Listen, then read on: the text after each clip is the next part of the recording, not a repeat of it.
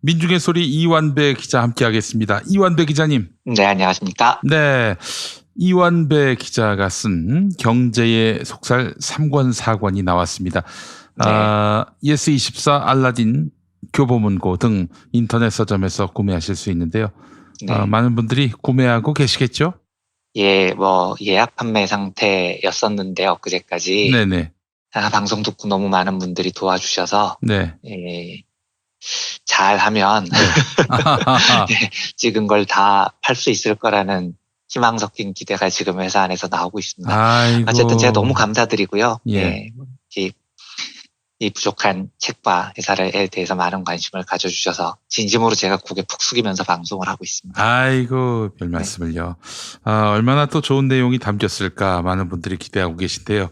자, 네. 여러분, 이완배 기자의 경제의 속살 3권 4권 많은 구매 바랍니다. 2권을 한꺼번에 살 수도 있고요. 낫권으로도 사실 수 있고 많은 관심 부탁드리겠습니다. 네, 고맙습니다. 예. 네. 그리고 2월 29일에 광주 옛 전남도청 자리에 있는 네, 아시아 네. 문화의 전당에서 네. 이완배 기자의 북 콘서트 광주에서 첫 번째 테이프를 끊습니다. 낮 2시죠? 네, 맞습니다. 네. 네. 저희에게는 굉장히 의미 있는 첫 출발이어서 네. 더구나 광주 민주항쟁 40주년이 되는 해에 굉장히 영광스럽게 생각하고 있습니다. 네. 감염병 사태도 조금 진정이 그때쯤이면 됐으면 좋겠고요. 예. 많은 광주 시민분들을 만나 뵀으면 좋겠습니다. 네, 알겠습니다. 자, 이완배 기자님, 오늘 네. 어떤 이야기 해볼까요? 예, 먼저 오늘 주제 들어가기 전에 네. 어제 진중권 교수의 국민당 강연에 대한 브리핑을 드렸는데 네. 질문을 주신 분이 있으셔서 네. 하나만 짧게 이야기를 하고 좋습니다. 넘어가겠습니다. 어떤 분이 메일로 진 교수가 심판을 자처하면서 국민당에서 강연을 한 게 문제라는 지적에 공감을 하고 강연료를 받았을 텐데 그쪽에서 돈을 받고 무슨 심판을 본다는 거냐, 그 문제는 왜 언급을 안 했느냐, 이런 질문을 하신 분이 있으셨어요. 예. 저는 원론적으로 심판을 자처하는 사람이라면 일단 그 정당에서 강연을 하지 않는 게 좋다고 생각을 하고요. 네. 강연료를 받았다면 그것도 부적절하다고 봅니다. 심판이니까요. 경제적으로 엮이면 곤란해집니다. 다만 제가 어제 그 이야기를 뺀 이유는 진 교수가 최근에 페이스북에 나는 정치 강연을 하면 강연료를 다 기부한다라고 적은 대목이 있습니다. 네. 그리고 저는 그 말을 믿어요. 그 정도 믿음은 당연히 있습니다. 그래서 그 이야기를 드리지 않은 겁니다. 기부를 했을 거라고 믿고요. 그런데 이제 지금부터는 진 교수하고는 아무 상관없는 이야기입니다만 제가 이런 문제에 대한 제 개인적인 기준이 하나 있습니다. 물론 지극히 개인적인 기준이고 이 기준이 반드시 옳다고 드리는 말씀도 아닙니다. 네. 다만 평소 제 생각이 이렇다 정도로 가볍게 들어주셨으면 좋겠습니다. 제가 어제 모든 돈은 말을 한다는 이야기를 드렸죠. 네. 근데 실제로 행동경제학이나 심리학 또는 여러 학계에서 자주 인용하는 이론 중에 후원 편향이라는 게 있습니다. 영어로 펀딩 바이어스 혹은 스폰서십 바이어스라고 부르는데요. 누군가가 학자의 연구에 돈을 대면 그 연구 결과가 후원자한테 유리하게 나온다는 겁니다. 심지어 과학도요. 예를 들면 가습기 살균제 사망 사건 때 옥시 쪽을 변호하던 변호사들이 2012년 서울대와 호서대 연구진의 연구를 재판의 증거로 제출을 합니다. 네. 그 연구의 결론은 살균제가 몸에 유해하다는 증거가 없다, 이런 결론이었어요. 네. 그런데 나중에 보니까 이 연구에 돈을 댄 곳이 옥시였다는 겁니다. 네. 네, 그러니까 연구 결과가 옥시한테 유리하게 나오죠. 이런 비슷한 사례가 부지기수입니다. 우리나라만 그런 게 아닙니다. 2015년에 글로벌 에너지 균형 네트워크라는 미국 비영리 기구가 콜라나 사이다 같은 청량음료가 비만의 주범이 아니다. 적절한 운동만 하면 청량음료 많이 먹어도 괜찮다. 이런 발표를 합니다. 네. 이것 때문에 당시 미국이 발칵 뒤집혔습니다. 야, 콜라 사이다는 비만에 영향을 안 준대. 이런 게 SNS로 막 돌아다녔던 거죠. 네. 그런데 뉴욕타임스가 추적을 해보니 이 단체의 그 연구에 돈을 지원한 곳이 코카콜라였다는 겁니다.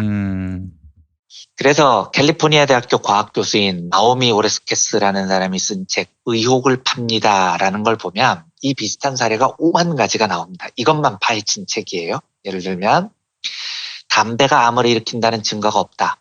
이 연구를 파보면 돈을 담배 회사에서 댄 거죠. 유전자 조작 식품이 유해하다는 증거가 없다. 엄청 과학적인 연구 같은데 이것도 파보면 유전자 조작 농산물 회사로부터 지원을 받습니다. 심지어 브래드 싱어라는 학자는 이 원래 로켓하고 핵물리를 전공한 사람인데 네. 담배 회사로부터 후원을 받고 갑자기 담배와 건강은 무해하다 뭐 이런 연구 결과를 내요. 핵물리 전문가가 기업이 돈을 주니까 갑자기 건강 전문가가 된 겁니다. 이제 무슨 이야기를 드리고 싶냐면 그래서 저는 조중동의 칼럼을 쓰고 원고료를 받거나 채널A나 TV조선, NBN 같은 데 출연해서 출연료를 받는 행위를 개인적으로 반대하는 쪽입니다. 삼성 같은 재벌에서 강연을 하고 돈 받는 것도 저는 옳지 않다고 생각합니다. 물론 이건 제 개인의 생각일 뿐입니다. 나가시는 분들 비판하지 않습니다. 네. 나가시고도 그 안에서 힘겹게 싸우시는 훌륭한 분들도 많죠. 하지만 저는 개인적으로 어떤 기준이 있냐면 네. 많은 경우 학술적 연구에 따르면 후원 편향이라는 게 존재하기 때문에 제가 어제 말씀드렸던 대로 모든 돈은 말을 하기 때문에 저는 그런 행동에 찬성하지 않는다는 개인적 기준이 있다는 겁니다.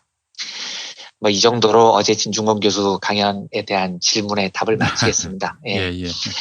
이제 오늘 이야기로 돌아오죠. 네, 오늘은 네. 모처럼 정치 이야기를 해보겠습니다. 예. 어디에 출마할지 깊은 고민을 계속하시던 황교안 자유한국당 대표가 지난주 금요일에 종로 출마를 선택했죠. 뭐 이낙연 전 총리와 빅매치라는 겁니다. 정치적 의미나 선거 전망은 제가 모르니까 넘어가고요. 이 과정에서 한 가지 살펴보고 싶은 게 있습니다. 황 대표가 종로 출마를 결정하는 과정이 매우 길었잖아요. 네네. 종로 출마설이 처음 나온 게 1월 3일인데 이때 뭐 죽어서 살아남는 기적을 만들겠다. 수도권 험지 출마하겠다. 엄청 비장하게 이야기를 했죠. 네. 그런데 시간이 지날수록 태도가 애매모호해집니다. 불출마 이야기도 나오고 양천이나 용산같이 상대적으로 험지가 아닌 곳에 여론조사 돌렸다는 이야기도 있었고요. 1월 23일 이낙연 총리가 먼저 종로 출마를 선언했는데도 황 대표는 여전히 갈팡질팡했습니다. 그러다가 지난주 금요일에 결심을 했습니다. 이러니까 이제 감동이 없죠. 정치권에서도 타이밍이 늦었다 이런 평가가 대부분이더라고요. 예. 저희 민중의 소리 김도희 기자는 공관이 최후 통첩 통했나 등 떠밀려 종로 출마 선언한 황교안 이런 제목의 기사를 썼던데 네. 기사에 보면 앞서 공관위는 황 대표에게 총선 거치와 관련 서울 종로 출마 혹은 총선 불출마 중 결정하라고 최후 통첩한 것으로 알려졌다. 공관위는 황 대표에게 최종 결단의 시간을 주기 위해 이날 오후 열기로 했던 회의도 돌연 10일로 연기했다. 이에 황 대표는 더 이상 다른 길로 물러설 길이 없자 이날 종로 출마를 선언한 것으로 보인다. 뭐 이렇게 해석을 하더라고요. 등 떠밀려서 나갔다는 거죠. 뭐 저도 얼추 그런 것 같습니다. 용산, 양천 뭐 유리한데 열심히 여론조사 돌려보다가 여론도 나빠지고 반발도 심하고 공간이 또 최후 통첩을 하니까 그렇게 결정한 것 같습니다. 그게 아니라면 이렇게 늦어질 이유가 없었으니까요. 이 과정을 지켜본 저의 소감을 한마디로 요약하면 세상에 이런 쫄보가 다 있나라는 겁니다. 그러니까 뭐 쫄아서 벌벌 떠는 게 눈에 보이는 거죠.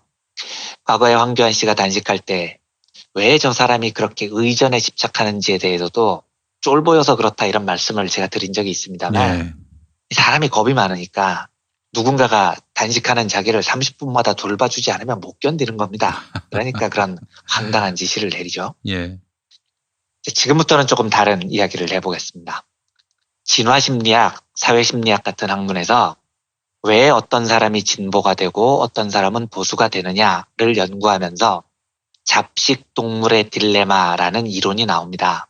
이건 펜실베이니아 대학교 문화심리학 교수인 폴 로진이라는 유명한 학자의 이론입니다. 네. 1976년 쥐, 인간 그리고 또 다른 동물들의 음식 선택이라는 논문에서 이 용어를 처음으로 사용을 합니다. 네. 로진 교수의 연구에 따르면 뭘 먹느냐는 건 그 사람의 정신세계를 결정하는데 매우 중요하다는 겁니다. 근데 인간은 잡식동물이죠. 그러니까 네. 육식도 하고 채식도 합니다. 그런데 잡식이라는 건 인간을 매우 고민스럽게 만듭니다.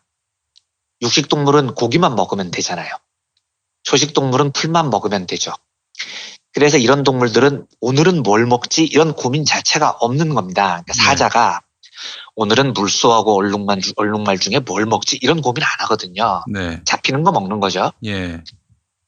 초식동물은 풀을 먹는데 풀에도 여러 종류가 있습니다. 하지만 초식동물들은 대부분 태어날 때부터 자기가 뭘 먹어야 되는지 유전적으로 알고 태어납니다. 그러니까 예를 들면 코알라는 유칼립투스 나뭇잎을 먹어야 된다는 사실을 가르쳐주지 않아도 알아요. 팬더는 태어날 때부터 본능으로 나는 대나무를 먹어야 된다는 걸 압니다. 그러니까 얘네들은 이거 저거 먹어본 다음에 맛있는 거 선택하는 게 아닙니다.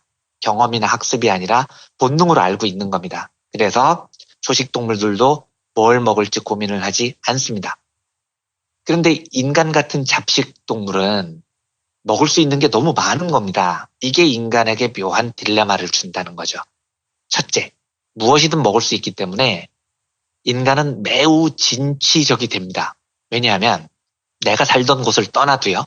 미지의 저쪽 세계에 가도 굶어 죽진 않을 거야 라는 낙관이 있는 겁니다. 뭐든 잘 먹으니까요.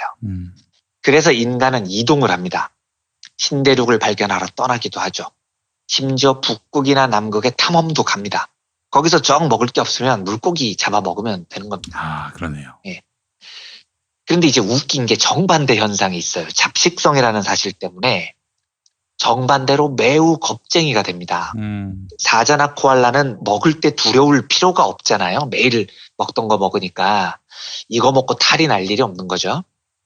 그런데 인간은 산에 갔더니 버섯이 있어요. 야, 저것도 먹을 수 있지 않을까? 라고 먹어봅니다.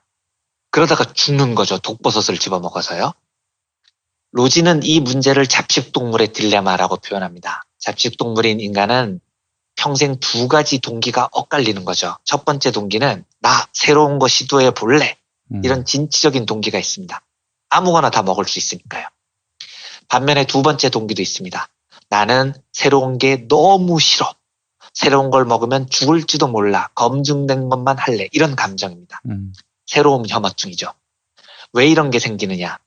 잡식동물이라 이거저거 먹다가 누군가 죽는 걸 본 겁니다.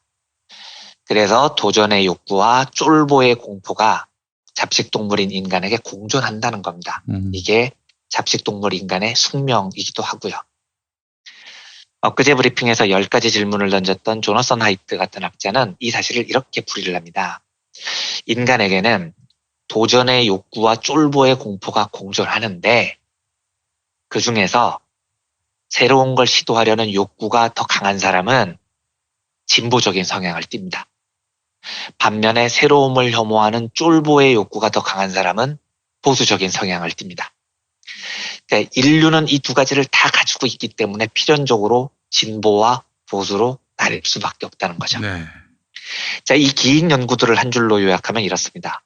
보수는 쫄보라는 겁니다. 잡식동물 인간은 도전과 두려움, 두 감정이 섞인 상태를 피할 수 없는데 쫄보들이 정치적으로 보수가 된다는 거죠. 네. 유승민 새로운 보수당 의원이요. 네. 박근혜 탄핵 때 새누리당 탈당해서 개혁 보수한다고 한 3년 버텼는데 뭐 최근 다시 자유한국당과 합당을 추진한다고 하더라고요. 이건 전 김 PD님께 들은 이야기인데 유승민 의원이 새누리당에서 탈당할 때 우리는 보수의 정의당 같은 길을 걸을 각오가 돼 있다. 뭐 이런 이야기를 한 적이 있었다면서요. 그다 맞았어요, 그 양반. 네, 그렇죠. 그래서 그쪽에서 엄청나게 반발했다고 우리가 어떻게 정의당처럼 사냐고 뭐 이런 반발했다는 이야기를 제가 김 PD님으로부터 들었는데 맞습니다. 예. 진보의 소수 정당인 정의당처럼 보수 쪽에서도 다수당에 있지 않아서 소신을 지키는 뭐 그런 당을 하겠다는 꿈이에요. 네. 지금 그 꿈을 피력했던 사람이 3년 만에 자유당 안으로 다시 기어들어갔다는 거죠. 그 비장한 심정 꼴랑 3년 버티셨다는 건데 솔직히 제 예상보다 많이 버틴 겁니다. 저는 2년도 못 갈 줄 알았거든요. 예상보다 1년이나 더 버티시느라고 졸라 수고하셨다는 말을 전해드리고 싶습니다. 될 일이 아닌 게요. 쫄보들이라서 그렇습니다. 보수는 유전자 자체가 새로운 길을 거둘 정도로 이 공포를 이겨내는 능력이 없어요. 두려움을 이겨내질 못합니다. 계급 배반 투표라는 말이 있습니다. 예. 가난한 사람들은 자유한국당을 찍고 강남 사람들 중에 일부 좌파들은 진보정당에 투표하는 현상이죠. 네. 자기 계급의 이익과 반대되는 정당을 찍는 건데 이것도 잡식동물의 딜레마로 상당 부분이 설명이 됩니다. 특히 나이가 많은 가난한 민중들 중에서 60년대, 70년대를 거친 분들은 인생의 모든 신경이 내 가족의 생존에만 쏠려 있었던 겁니다. 이분들은 일생의 목표가 나와 내 가족이 살아남는 거였다고요. 이런 분들은 당연히 보수적이 됩니다. 새로운 걸 해보는 게 두렵거든요. 그래서 겁을 먹고 그냥 지금까지 하던 대로 살고 싶은 겁니다. 그러니까 박정희 때가 그립죠. 반면에 강남 좌파들이라고 불리는 사람들을 보면 잡식동물의 딜레마 중에 좀 선천적으로 새로운 것에 대한 욕구가 강한 사람들이에요. 야, 너 꽤 살면서 강남 살면서 진보 찍어서 세상에 바뀌면 손해보면 어쩔래? 이렇게 물어보면 이런 사람들은 야, 뭐 쫄고 그래. 한번 바꿔보자고. 새로운 세상 한번 만들어보자고. 이런 기질이 있는 잡식동물인 거죠.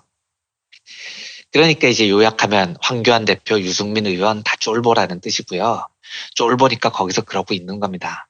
그러니까 저는 애초에 유승민 의원이 개혁적 보수 이럴 때 저는 웃기다고 생각했습니다. 예. 개혁은 변화인데 보수는 변화를 두려워하는 쫄보의 유전자거든요. 그 쫄보들이 무슨 변화를 하겠냐는 겁니다. 잡식동물의 딜레마에 따르면 인간 세상에는 두 종류의 사람이 있다고 말씀드렸죠. 네. 쫄보가 있고 새로운 세상으로 나아가는데 두려움이 없는 사람이 있고요. 저는 두려움 없이 새로운 세상으로 나가보자 이렇게 외치는 청취자 여러분들과 같은 편이어서 너무 좋아요. 진짜로요. 네. 제가 저 쫄보들하고 한 편이었다고 상상을 하면 심장마비 올 것 같습니다. 진짜. 네. 이거저거 새로운 변화를 시도하다 보면 독버섯도 먹고요. 실패도 합니다. 그런데 그 실패를 두려워하지 않는 사람들이 진보입니다. 그 실패를 두려워하지 않아야 해독제도 개발하고 인류의 약점도 보완해내죠. 조그마한 실패에 두려워하지 않는 황교안, 유승민 같은 쫄보들의 삶과는 전혀 다른 진취적인 삶을 함께 살기를 꿈꾸면서 오늘 폴 로진의 잡식동물의 딜레마라는 이론에 대해서 함께 살펴봤습니다. 네. 자, 이한배 기자님 오늘 말씀 잘 들었습니다. 네, 감사합니다.